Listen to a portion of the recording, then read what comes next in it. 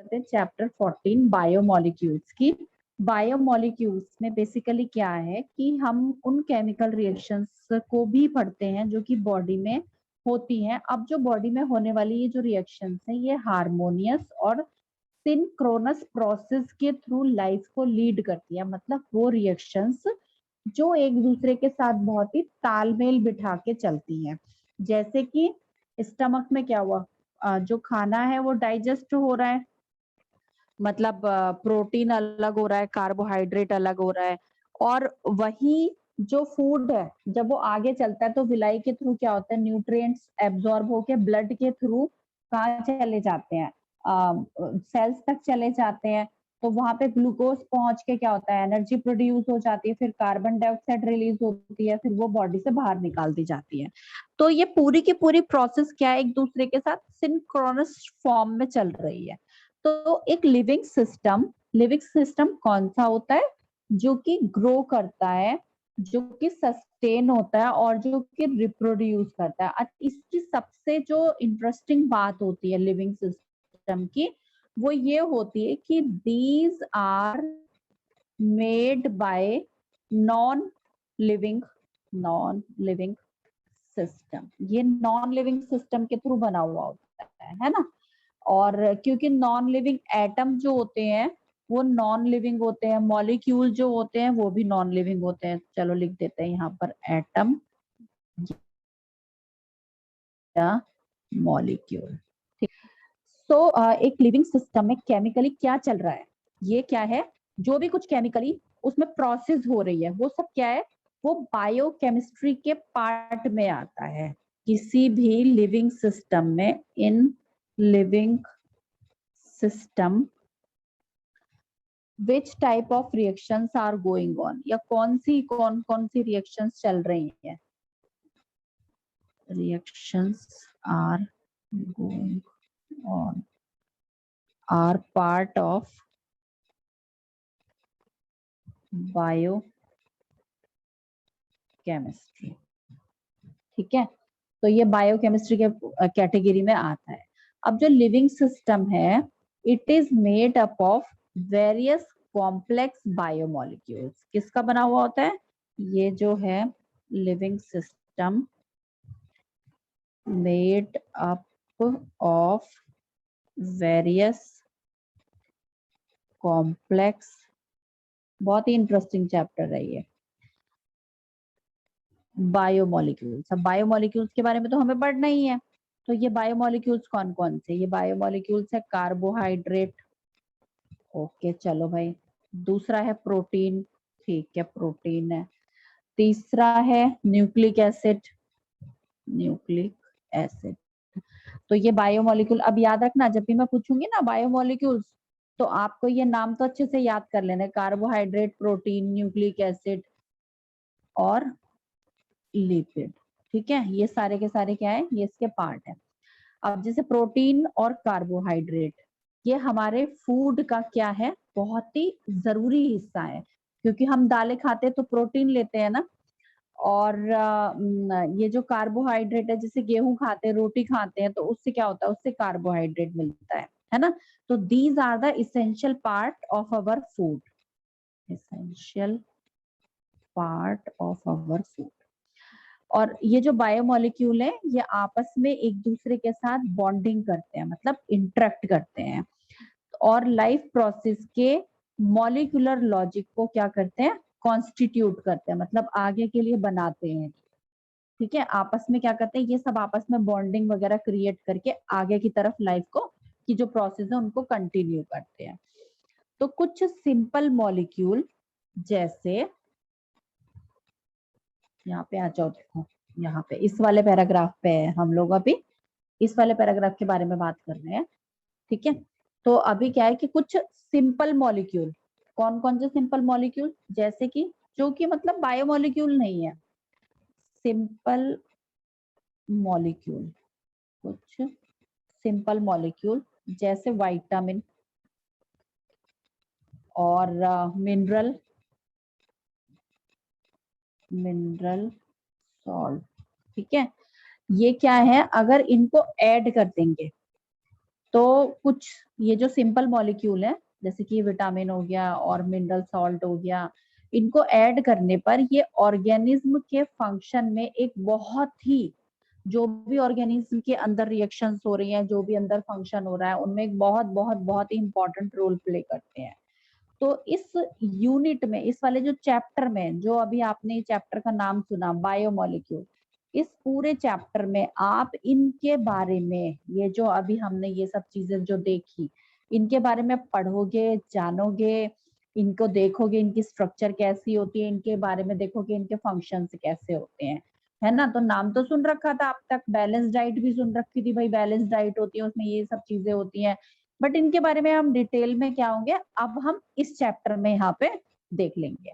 ठीक है, तो बायोमोलिक्यूल्स जो है कौन कौन से होते हैं, अभी जैसे कि हमने ऊपर देखा, तो सबसे पहले क्योंकि हमें पढ़ना है इनके बारे में, तो हम पहले सबसे पहले एक बार याद कर लें अच्छी तरीके से बायोमोलिक्यूल्स होते क्या क्या है।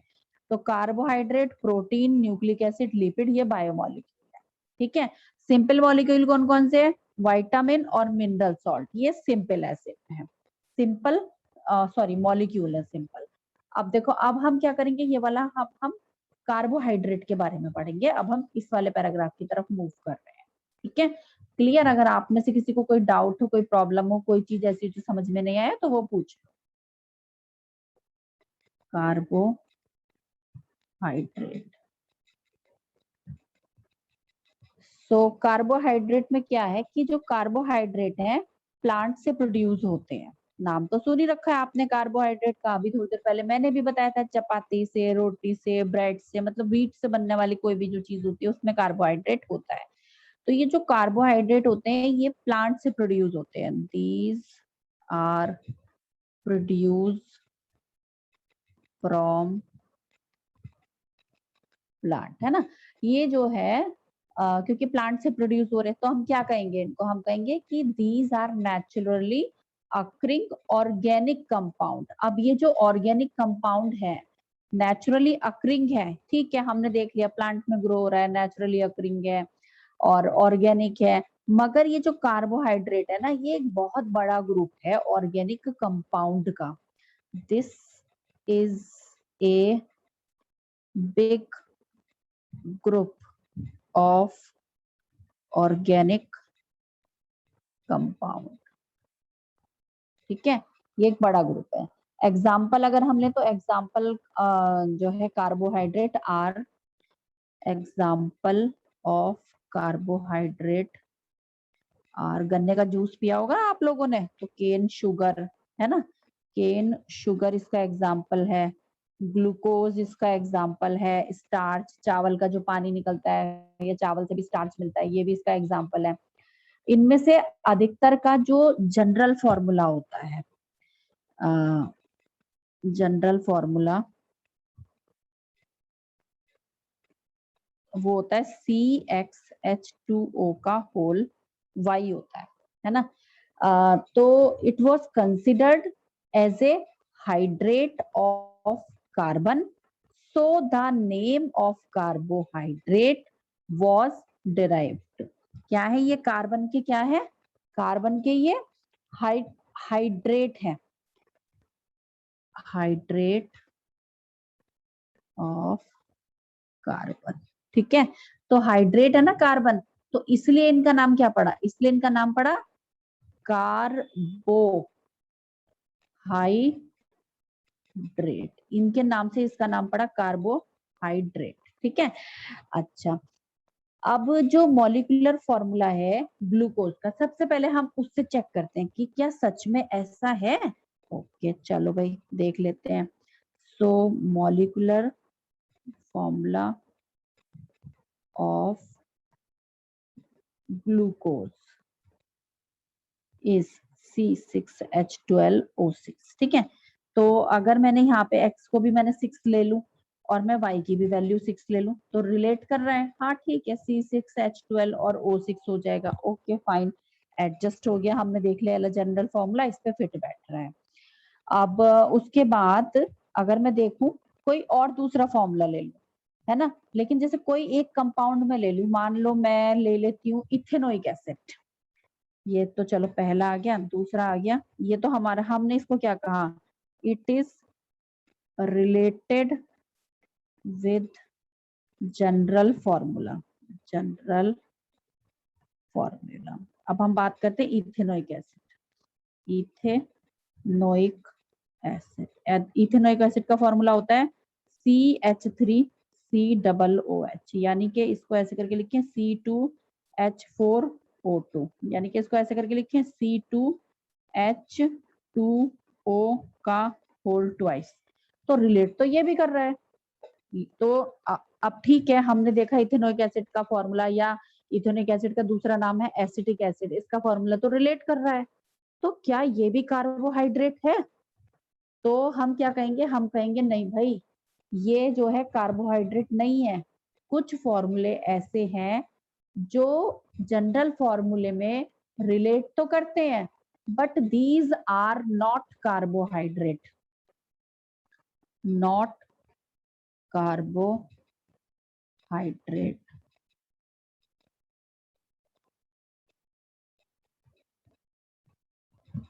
ठीक है, ये कार्बोहाइड्रेट नहीं है। इसी तरह रैमनोज, रैमनोज का जो फॉर्मूला होता है, थर्ड आ गया,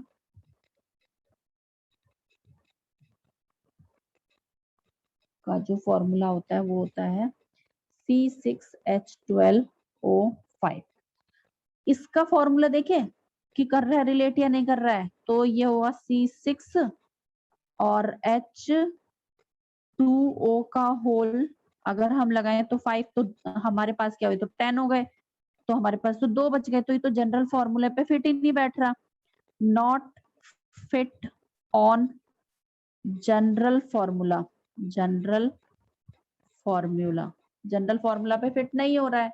तो हम, लेकिन ठीक है, जनरल फॉर्मूला पे फिट नहीं हो रहा, लेकिन क्या है, ये कार्बोहाइड्रेट का एक पार्ट है, but it is a carbohydrate.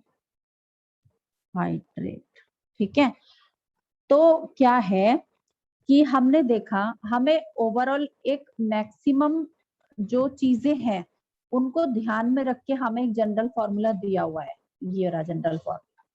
अब इस जनरल फॉर्मूले पे हमने देखा भैया कोई तो फिट बैठ रहा है, ओके चलो हम खुश हो गए। अब हमने देखा कि कोई जो है ऐसा है जो फिट ही नहीं बैठ रहा।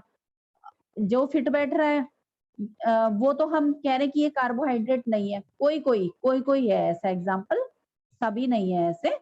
और कोई है जो फिट नहीं बैठ रहा मगर फिर भी वो कार्बोहाइड्रेट की कैटेगरी में आ गए। चलो ठीक है, तो क्या है कि जो नहीं फिट बैठ रहा है तो उसके लिए क्या है कि बहुत सारे रिएक्शंस हैं जिनसे को देखा, उनको उनकी हिसाब से चेक करके देखा कि ये फिट बैठ रहा है तो ये कार्बोहाइड्रेट है। अब इसमें क्या होता है, इस तरीके के मॉलिक्यूल जिसमें जनरल फॉर्मूले पे ये फिट नहीं हो रहे हैं, इसमें क्या है कि एक स्पेसिफिक फंक्शनल ग्रुप लगा हुआ होता है, इस वजह से ये नहीं फिट बैठ रहे होते हैं। मगर उन ग्रुप की वजह से ही पता चलता है कि ये कार्बोहाइड्रेट है। उन वो जो फंक्शनल ग्रुप होते हैं, स्पेसिफिक फंक्शनल ग्रुप होते हैं, वो इनकी पहचान होती है कि ये कार्बोहाइड्रेट की कैटेगरी में आता है।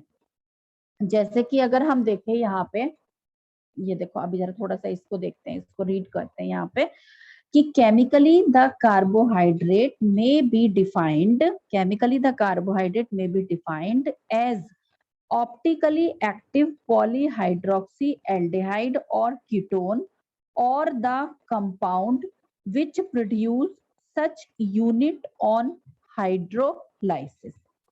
तो कुछ जो कार्बोहाइड्रेट होते हैं वो क्या होते हैं, वो मीठे हैं। तो उनको क्या करते हैं, उनको शुगर कहते हैं। कुछ कार्बोहाइड्रेट, कार्बोहाइड्रेट की एक और भी पहचान होती है कि वो मीठे होते हैं और उनको शुगर कहते हैं। हमारे घरों में यूज होने वाली जो शुगर होती है, घरों में यूज होने वाली शुगर कौन सी होती है, ये जब आप अपने नोट्स बनाओगे ना तो ये वाली ना डेफिनेशन आपको लिखनी है यहाँ पे। इसको हम अभी स्ट्रक्चर पढ़ने के बाद थोड़ा सा डिटेल में देख लेंगे डेफिनेशन को, अभी फिलहाल मैंने इसको एक्सप्लेन नहीं किया है।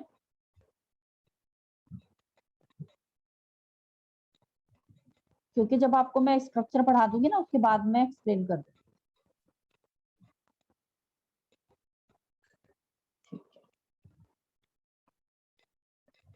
Page 403।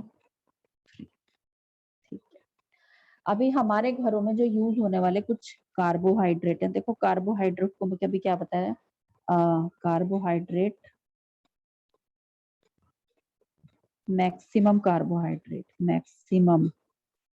Carbohydrate are sweet in taste. ठीक है, तो इसलिए क्योंकि ये मीठे होते हैं इसलिए इनको क्या कहते हैं, so these are called sugar, इसलिए इनको शुगर भी कहते हैं।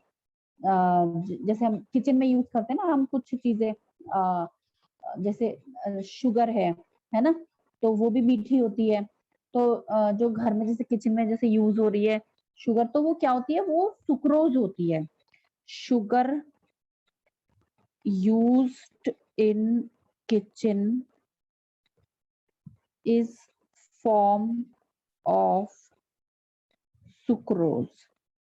ठीक है, इसके अलावा देखो दूध को कभी अगर आप फीका पियो, मतलब ऊपर से चीनी मत ऐड करो, तो दूध में भी ना हल्की सी स्वीटनेस होती है। तो जो दूध की जो स्वीटनेस होती है वो लैक्टोज की वजह से होती है। Milk is sweet because of lactose. ठीक है, तो ये लैक्टोज की वजह से क्या होता है, मीठा होता है। अब जो कार्बोहाइड्रेट होते हैं इसको क्या कहते हैं, इसको एक और बड़ा प्यारा सा नाम दे दिया, इसको नाम दे दिया saccharide. Carbohydrate, carbohydrate also known as saccharides. ठीक है, इसको सैकराइड्स भी बोलते हैं।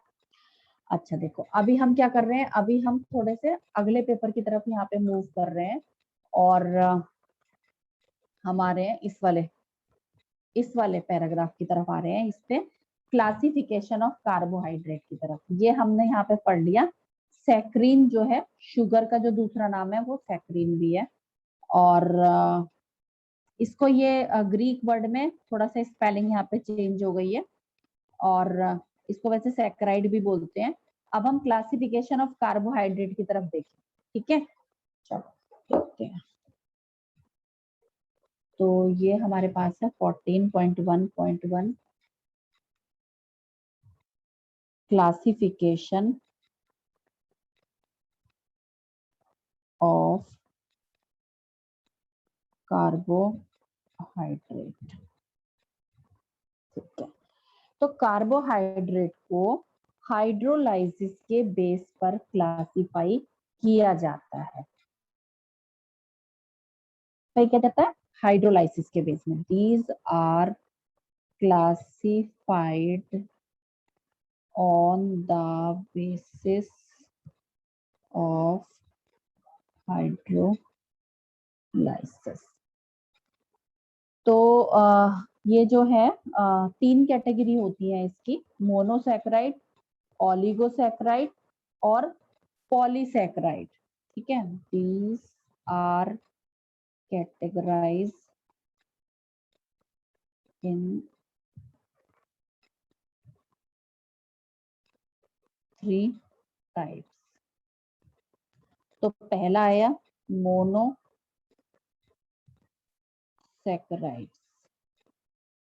दूसरा आया ओलिगोसैकेराइड, तीसरा आया polysaccharide.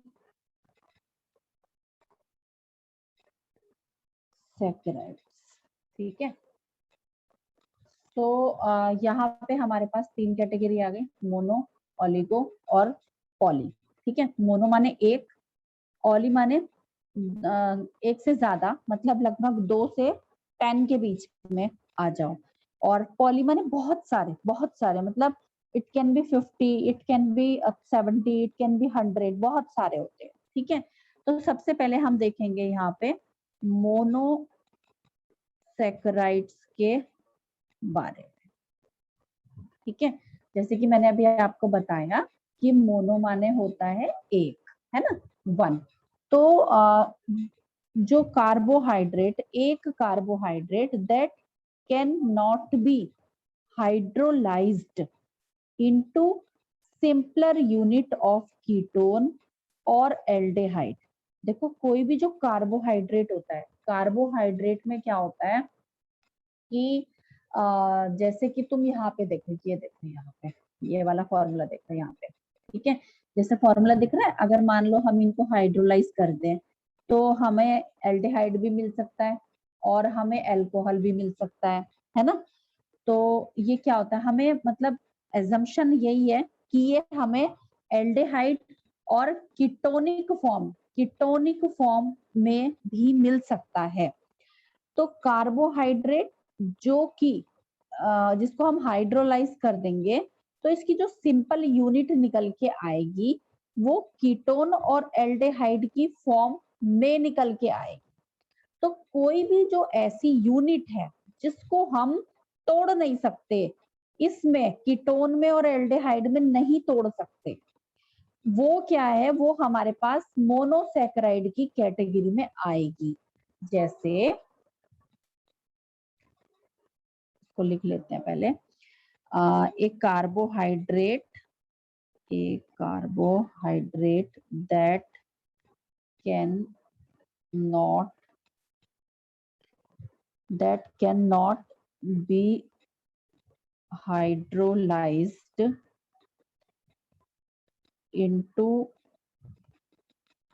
Simpler unit of ketone और एल्डिहाइड। ठीक है, तो जिसको हम कीटोन और एल्डिहाइड में जो कि जो सिंपल यूनिट है इसमें हाइड्रोलाइज नहीं कर सकते, इज कॉल्ड मोनोसैकेराइड्स। ठीक है, अब नेचर में क्या है, लगभग कितने टाइप के मोनोसैकेराइड पाए जाते हैं, लगभग 20 टाइप के मोनोसैकेराइड पाए जाते हैं। ऑलमोस्ट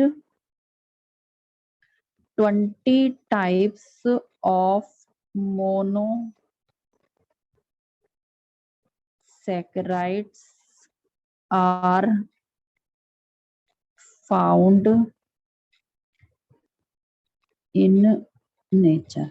ठीक है, अब जैसे इसका एग्जाम्पल अगर हम देखें तो इसका एग्जाम्पल है ग्लूकोज, फ्रक्टोज और राइबोज। इसके 3 एग्जाम्पल अभी आपको ये याद कर लेने हैं। अब हम बात करते हैं दूसरे की, हम बात करते हैं ओलिगोसैकेराइड्स की, ठीक है। तो ये भी बड़ी इंटरेस्टिंग सी है कि कार्बोहाइड्रेट जो कि क्या होता है, जैसे उसके ऊपर अगर हाइड्रोलाइज करते हैं तो हाइड्रोलाइज करने पर वो जो प्रोडक्ट बनाएगा या जो यील्ड करेगा वो 2 to 10 मोनोसैकेराइड यूनिट हमें निकल करके आएंगी। तो वो कार्बोहाइड्रेट जिसको हाइड्रोलाइज करने पर या जिसको रिएक्शन परफॉर्म कराने पर हमें 2 से 10 तक ये वाली मोनोसैकेराइड यूनिट मिल जाएंगी, उसको हम कहते हैं ओलिगोसैकेराइड। यानी कि एक तरीके से देखें तो जहां पे 8-10 या 4-5 कुछ मोनोसैकेराइड यूनिट कनेक्टेड है, उसको हम क्या कह रहे हैं, उसको हम ओलिगोसैकेराइड कह रहे हैं। ठीक है, तो ये क्या हुआ, इसको हम लिखेंगे carbohydrate that yield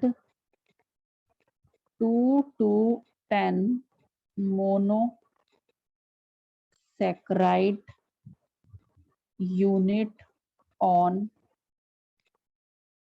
hydrolysis are called oligosaccharides। ठीक है, इनका हाइड्रोलाइज करने पे क्या होगा, हमें अलग अलग तरीके, मतलब ऐसा नहीं कि हमें हर बार एक जैसी यूनिट मिल गई, हमें हर बार अलग अलग तरीके की यूनिट मिलेगी, जिससे इनका जो क्लासिफिकेशन होगा वो इस तरीके का होगा, क्लासिफिकेशन ऑफ ओलिगोसैकेराइड। ठीक है, तो इसके क्लासिफिकेशन में क्या होगा, देखो अगर मान लो हमें दो मोनोसैकेराइड यूनिट आपस में एक दूसरे के साथ कनेक्टेड है तो हम उसको कहेंगे डाइसैकेराइड। और अगर मान लो तीन आपस में एक दूसरे के साथ, तीन मोनोसैकेराइड यूनिट आपस में एक दूसरे के साथ कनेक्टेड है तो हम उसको कहेंगे ट्राइसैकेराइड।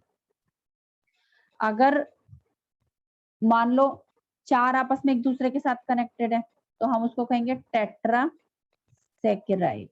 ठीक है, तो क्या है कि ये जो ओलिगोसैकेराइड हैं इनका हाइड्रोलाइसिस करेंगे तो हमें डाइसैकेराइड से दो, और ट्राइसैकेराइड से तीन, और टेट्रासैकेराइड से चार मोनोसैकेराइड मिलेंगे।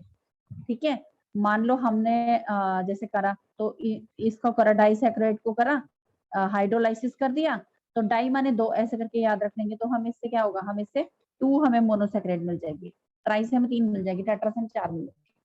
ठीक है, तो क्या है कि हमें, ठीक है हमें मिल तो रही है लेकिन जो हमें, जैसे ये ट्राई है, ट्राइसैकेराइड से हमने करा तो हमें जो मोनोसैकेराइड यूनिट मिलेंगी वो सेम भी हो सकती है और वो डिफरेंट भी हो सकती है। अब वो सेम कैसे हो सकती है और वो डिफरेंट कैसे हो सकती है उसको देखें एक बार।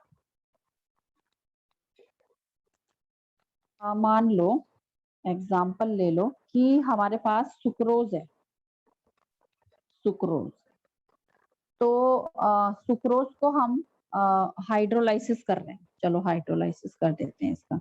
तो सुक्रोज का हाइड्रोलाइसिस करने पर हमें एक तो ग्लूकोज मिलेगा और दूसरा हमें फ्रक्टोज मिलेगा। तो ग्लूकोज और फ्रक्टोज दोनों ही क्या है, दोनों ही मोनोसैकेराइड यूनिट है। अभी मैंने लिखा भी था ना पीछे एग्जाम्पल में, तो सुक्रोज का हाइड्रोलाइसिस करने पर हमें ग्लूकोज और फ्रक्टोज दो यूनिट मिल गई, मगर ये दोनों ही जो मोनोसैकेराइड है ये अलग अलग है, एक जैसी नहीं है, थोड़ा सा स्ट्रक्चर में डिफरेंस होता है। अगर माल्टोज का यहाँ पे हाइड्रोलाइसिस कर दें तो हमें क्या होगा, हमें दो यहाँ पे ग्लूकोज मिलेंगे, टू ग्लूकोज।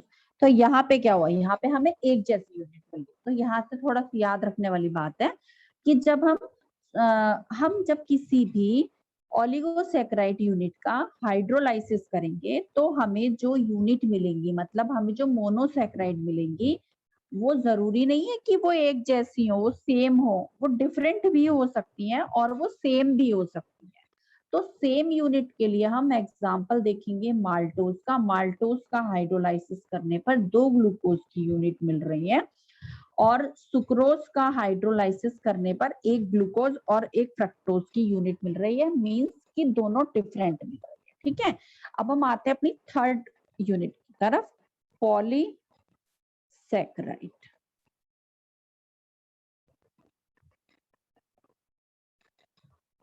पॉली माने होते हैं बहुत सारे, तो कार्बोहाइड्रेट जिसमें जो यील्ड देगा एक लार्ज नंबर ऑफ मोनोसैकेराइड को देगा रिएक्शन पे या हाइड्रोलाइसिस पे, तो उसको हम कहेंगे पॉलीसैकेराइड कहेंगे। ठीक है, तो चलो पहले इसके बारे में लिख लेते हैं, carbohydrate which yield a large number